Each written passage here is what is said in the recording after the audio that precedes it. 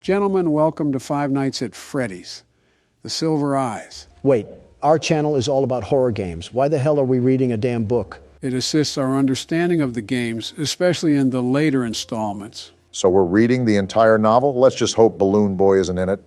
Don will spend the next 5 recording sessions complaining about him. We wouldn't make it to a 5th game. Regardless, I think it's important to clarify that I'll be approaching this the same way I approached the lore explanation. What do you mean? I'll be summarizing the key points that occur. Reading out the dialogue would be too long for it to really work. Can't wait to see what jigsaw puzzle awaits us in this book. Now, before we jump into this, I want to clarify that timelines are officially introduced here. Certain key events that line up here will contradict events from the games. However, it also offers information that we haven't known of prior. Basically, these books serve as an alternate universe to the video games. I have something to say.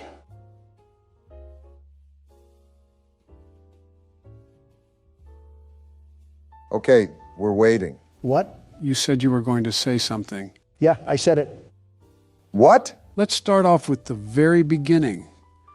The story follows a young woman named Charlotte Emily, or Charlie. She's heading back to her hometown to attend a memorial of her childhood friend Michael. In that town, she meets with her friends Marla, Jason, Carlton, Lamar, Jessica, and John. You just gave out the cast of Seinfeld like it was nothing. Interesting way to start off the book, I suppose. And now this is where it gets good.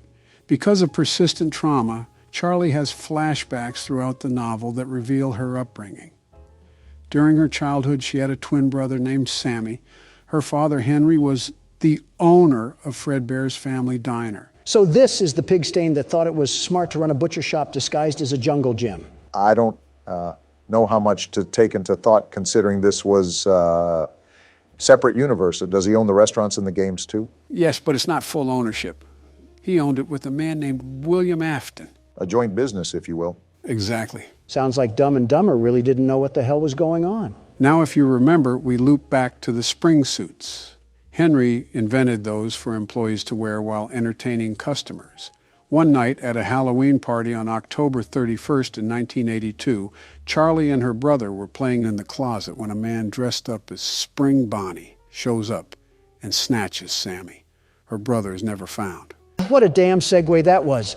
We went from casual dress-up day to Lindbergh kidnapping. There's too many incidents with kids to count now. I can't even keep track. After this takes place, Henry and his family move to another town where he opens Freddy Fazbear's Pizza, this time with more animatronics. This cast includes Freddy, Bonnie, Chica, and Foxy. So what happens to the old location? Didn't Golden Fredbear crush the crying child's head? Like I said, while there are some parallels to this universe, there is still stuff that's up in the air. Yeah, like rational thought. Now we're still in this flashback scenario here. So things are smooth for a while until 3 years later, in 1985, when someone begins killing innocent children.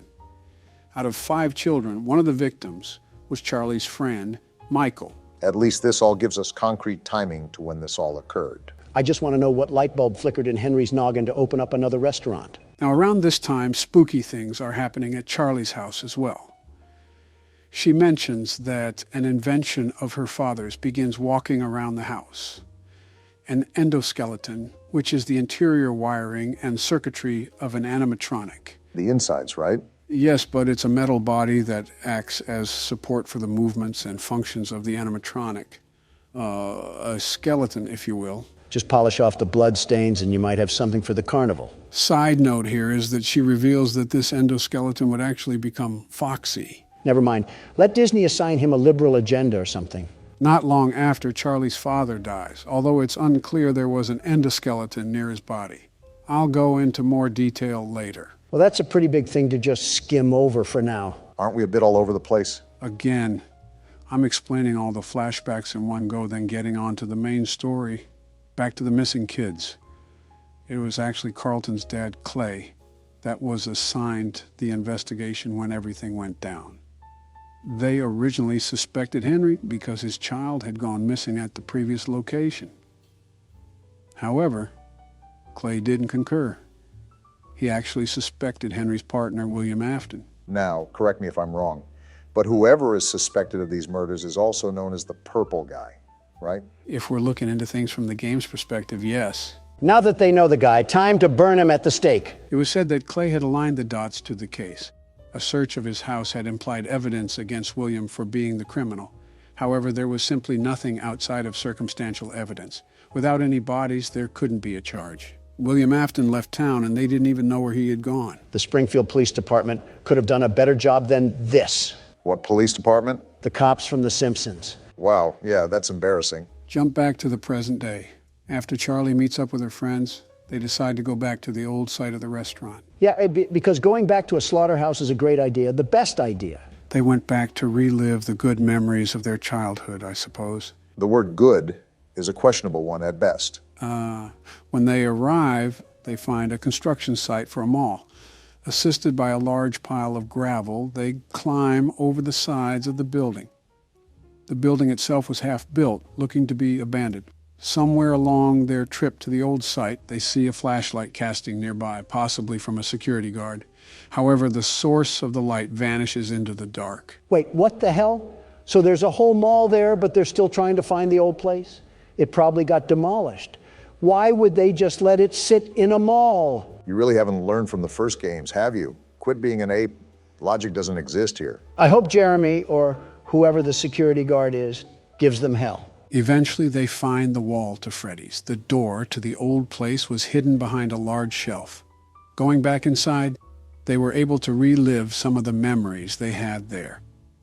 Everything was as it was. Party tables, decorations, and even the animatronics themselves were still there. Now my rocket is getting completely John Eltoned. There's just no way any sane contractor would just let all of that sit, especially very expensive metals. Horrible business practices. You might as well just keep talking, Joe, because Don will keep jumping down the rabbit hole of realism. After that cave digging they went back to the hotel room for the night. The next morning, they meet with more of their friends to attend the ceremony that I mentioned earlier. The one for her friend that died 10 years prior, right? Yep, as the ceremony left everybody in high emotions, they decided to leave early, but overhearing what they did at the mall, Marla insists they go back to Freddy's, as she did not attend the first time. Yeah, let's honor Michael's memory by having a party at the place he got butchered. Back inside the mall, they almost get caught by the security guard stationed there. Jason claimed he even got flashed by the light, but the guard chose to ignore him. Must be Don on patrol. The world's best security guard would never. Back near Freddy's, they find a separate door that leads to a room with a control panel. They're able to turn the electricity on and even get the animatronics running. Have we learned nothing from what happened? Clearly these kids cut classes. I'm surprised they just have zero problem breaking and entering. There could have been squatters in there for all they know. Squatters would be the best case scenario. They notice that it doesn't show all of the cameras, so they go hunting for another control panel and eventually find it. It had monitors that displayed the rest of the layout, plus controls to Pirate Cove. Smartest stoners, I suppose. Speaking of Pirate Cove, Charlie and John start playing hide and seek when she finds herself inside of Foxy's curtain. The claw comes down on her arm and slices it to all hell. They go back to the motel to get first aid.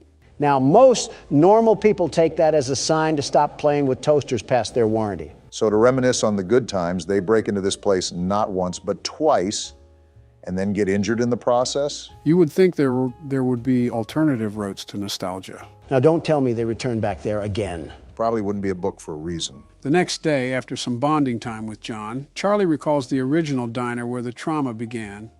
John suggests they go back to the original town to try to find it, and they do. Inside the original building, Charlie has flashbacks of when Sammy was taken and noted that it was a golden bear. John chimes in and notes that the night Michael was taken, it was also a golden bear. Charlie concludes that the two must be connected, despite the gap in years. A lot of names that are dropping here. I'll pretend to recognize who they are. The gang meets up back at the old mall, but while they go back inside, the security guard actually confronts them. The security guard introduces himself as Dave. Dave orders them to leave the premises, and Charlie bargains that if he comes with them to the restaurant, they'll never come back. A deal is made as they go back to the restaurant. I think I've seen less corruption in Vice City. I think I've seen less corruption in the government of Venezuela, let alone Vice City. Inside the restaurant, Charlie notices that Dave is a bit of a character. Not only does he have oddly similar scars on both sides of his neck, But he gets the animatronics to have a perfect stance. First try, even. I don't know about the scars, but the fact that he was able to set up the animatronics so easily is certainly something. Old Dave here might be more than just a creepy stalker security guard. Jason heads off to find a certain drawing of Bonnie. Now, while Dave is around the animatronics, Bonnie starts losing it and convulsing everywhere. Within the commotion, two things occur. Carlton gets knocked to the floor, and Dave disappears. They split up and try to find him. Things are getting a bit too weird for my liking. This is Mr. Bean level of shenanigans. Meanwhile, Dave ends up at the office, which he has a key for. He opens a locker which has the infamous golden Bonnie suit in it. Afterwards, he starts stalking the kids. It's almost like this all could have been avoided if they didn't try to trespass. Bad situations are sourced from bad company, after all. Carlton ends up on the chopping block as he's assaulted by the golden Bonnie and dragged away by Dave. Jason bears witness and flees to tell the group what happens. The problem is that they don't believe him due to the fact that Bonnie is still on stage. I don't think this would be classified as a prank. We are in the age of TikTok. Yeah, but this was in the 90s. We are in the realm of stupidity. John still concludes that they need to get help.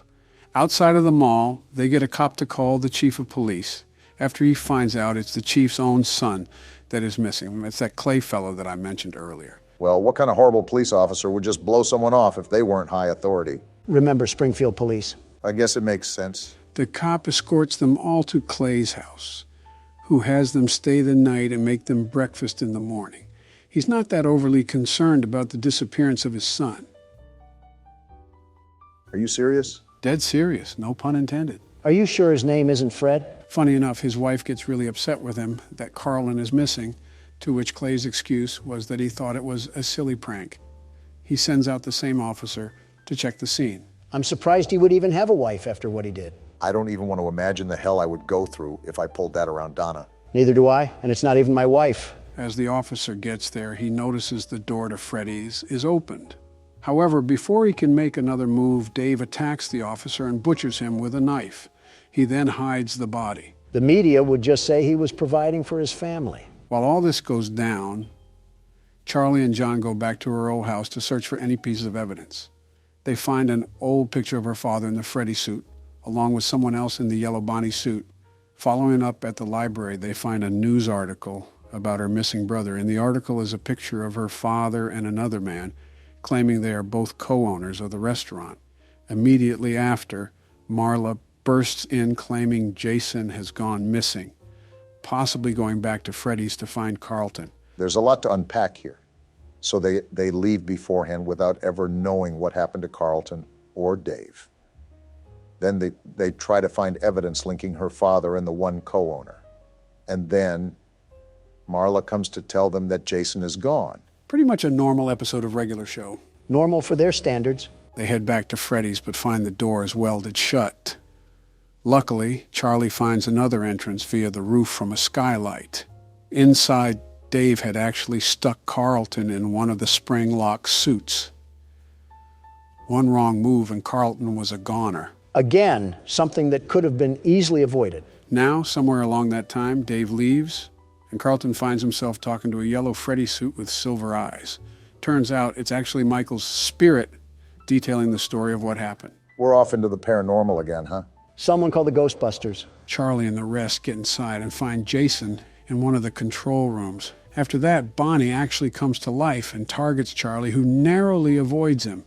She's able to find Carlton and free him from the suit, and he tells her that it was Dave who brought all the kids here and stuffed them into the suits. Yep, straight into the paranormal. Here's where it's pure pandemonium. Dave shows up out of nowhere, but Charlie knocks him out with a pipe.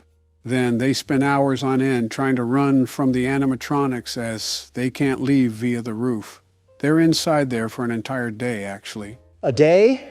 How do they avoid those things for that long? Well, because it was during the day, the animatronics are calm, just like in the games. It's during the night when they get active. The layout is quite confusing, I will say. I guess it's because there's only words to go off of. They go back to Dave to wake him up, but he doesn't reveal any useful information on how to get out, even after putting the yellow Bonnie head on him.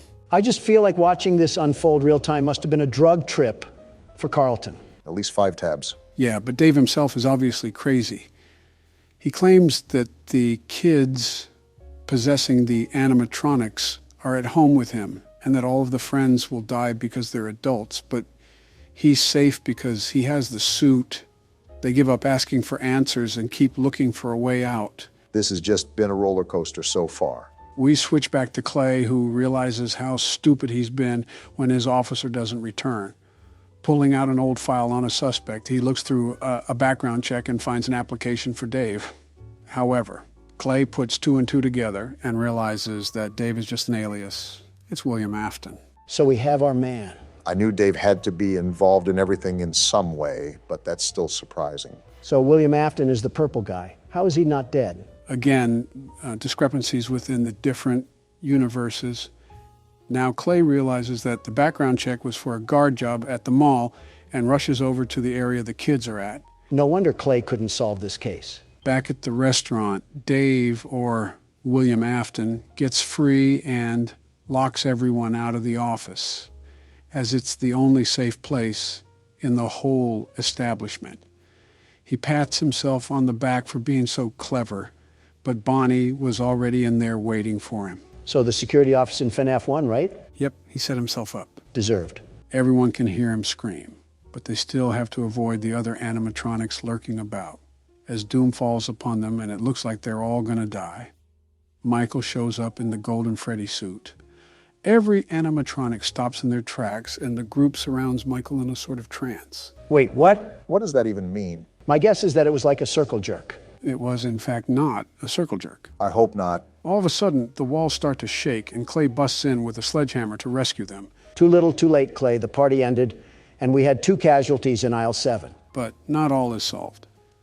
As they're leaving, William shows up again in the yellow Bonnie suit. He somehow found a way to avoid death from Bonnie. How is he still here? Bonnie can rip me to shreds, but when it comes to his own killer, he's a pacifist? He's a slippery one, that's for sure.